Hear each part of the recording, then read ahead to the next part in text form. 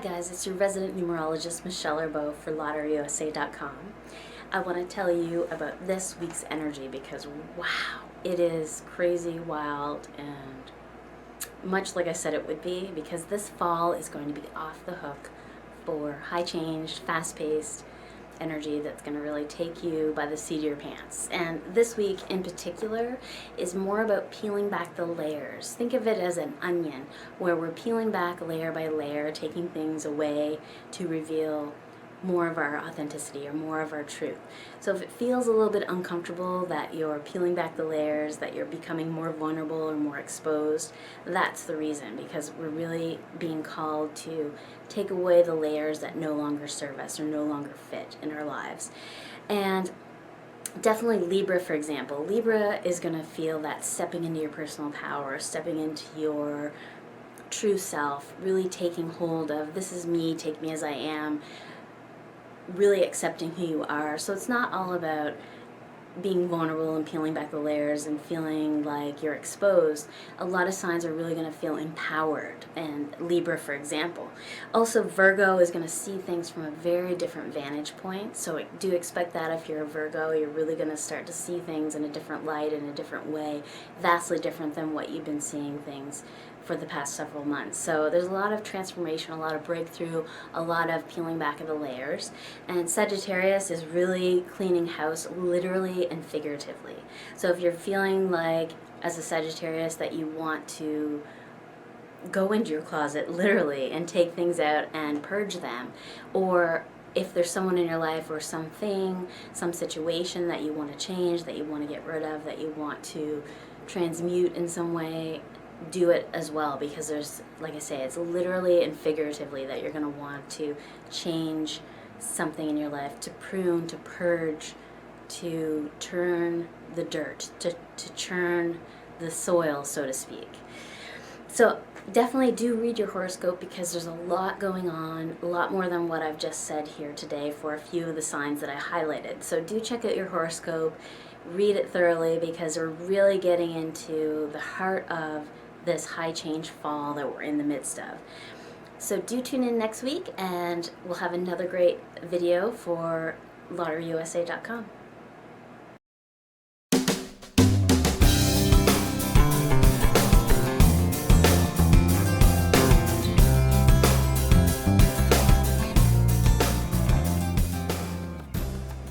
We have a couple of questions from a couple of our viewers, and the first one is from Jacqueline Freeman. And Jacqueline is wanting to know about the numbers 1124 and also 3759. First of all, I want to tell you a little bit about Jacqueline's energy. And Jacqueline, I hope you're watching this, because you really do have a lot going on in your chart.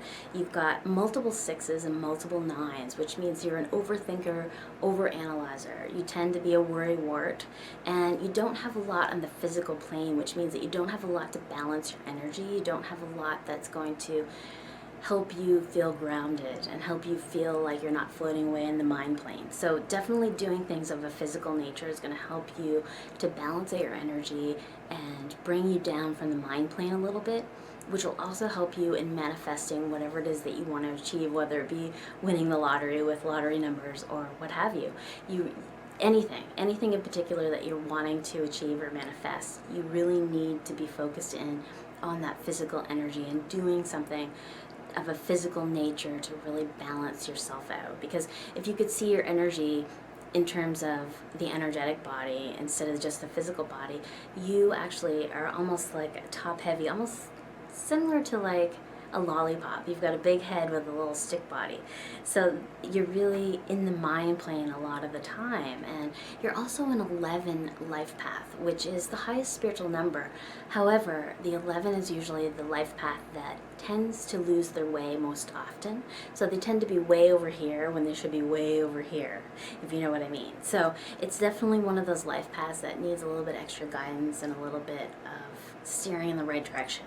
It gets better as you get older, of course, and that tends to be more in the younger years, but do be aware of that your life path can take you in a little bit of a scenic route direction at times. And that will lessen, of course, like I say, as you focus more on the physical and get yourself grounded a little bit more, doing things like walking in nature, anything of a physical nature at all.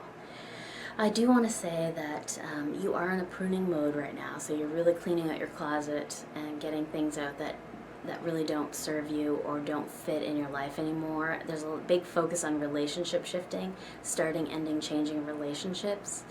And in terms of your number sequences, they're very powerful actually. I have to say that the 1124 is one of the life paths, the 11 and the 24.